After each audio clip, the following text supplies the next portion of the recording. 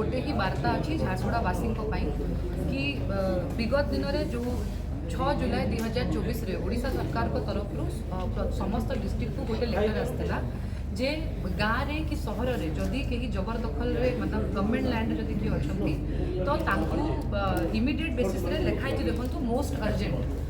urgent basis रे ताकू भंगा जाऊ करके एवं यही नोटिस परे आमर जिला प्रशासन गोटे मीटिंग डाकी 10 तारिख दिन जो मीटिंग रे आम चेयरमैन कि वाइस चेयरमैन कि काउंसिल कौन मेंबर को डका न जाइथिला एवं यह सरकार को ऑर्डर रे जिला प्रशासन ऑर्डर देइतिला जे आम म्युनिसिपालिटी रे जो दुकानी गुड़ाक अच्छा मर्चेंट एसोसिएशन रु नहीं कि बड़रू सान दुकान समस्त को भंगा जाऊ आज ये प्रेस मीट जरिए मुझे खाली गोटे वार्ता देवाक चाहूँगी समस्त को जे जबरदखल विरोधी आम नुह किंतु जदि कौन गरीब लोक को हैरान करा जाउची कौन गरीब लोकंकर दुकान कि तांकर घर भंगा जाउची स्थायी करने से माने योजना करंतु नोटिस दिया जाऊ गोटे टाइम लिमिट दिया जाऊ एवं तापरे तांकर से एक्शन नियंतु किंतु जोटा आमे सुनिबा को पाउछु जे किछि व्यक्ति आम नारे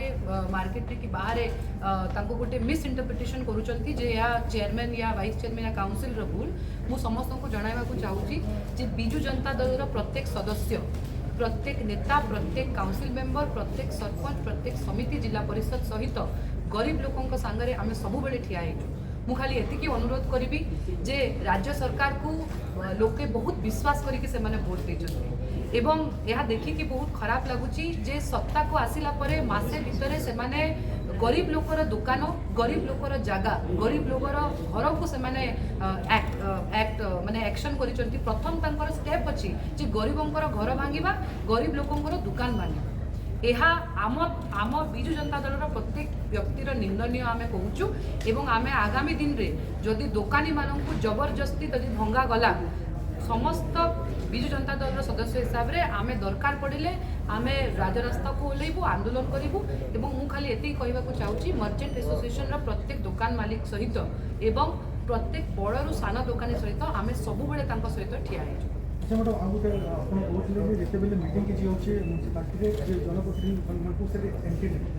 कोन देखंतु जो समय रे राज्य सरकार माने जिला प्रशासन को लेटर देइथिले 6 जुलाई रे तापरे 10/7/2024 रे 5 बजे गोटे मीटिंग डका हेतिला जिलापाल महोदय को तरफ रु से मीटिंग रे एसपी एडीएम सब कलेक्टर तहसीलदार एवं एग्जीक्यूटिव ऑफिसर थिले किंतु से मीटिंग रे म्युनिसिपालिटी रो चेयरमैन कि वाइस चेयरमैन सेतिरे उपस्थित न थिले तांकर उपस्थित न उपस्थित रे से माने डिसीजन नेले कि जो जबरदखल अच्छी ताको भांगिबे दुकान भांगिबे घर भांगिबे एवं आगामी दिन रे गाँव रे भी जो माने लोक माने रहउछंती सरकारी जमीन तांको भी भांगिया पे से माने प्रस्तुत हेले तो सेति पई हम अनुरोध करूची जे म्युनिसिपालिटी रे जदी एमिति कोनोसी प्रकार डिसीजन मेकिंग होउची चेयरमैन अथवा वाइस चेयरमैन